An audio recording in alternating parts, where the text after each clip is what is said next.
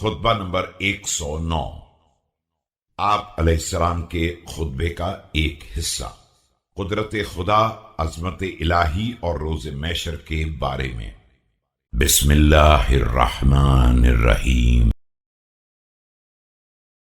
كل شيء خاشع له وكل شيء قائم به، غنى كل فقير وعز كل ذليل وقوة كل ضعيف ومفزع كل ملهوف، من تكلم سمع نطقه ومن سكت علم سره۔ ہر شے اس کی بارگاہ میں سر جھکائے ہوئے ہے اور ہر چیز اسی کے دم سے قائم ہے۔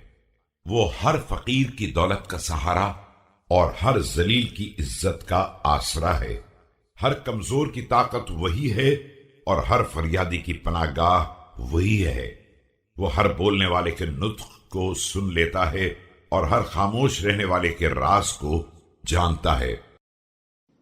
فمن عاش فعليه رزقه ومن مات فإليه منقلبه، لم ترك العيون فتخبر عنك، بل كنت قبل الواصفين من خلقك، لم تخلق الخلق لوحشة ولا استعملتهم لمنفعة۔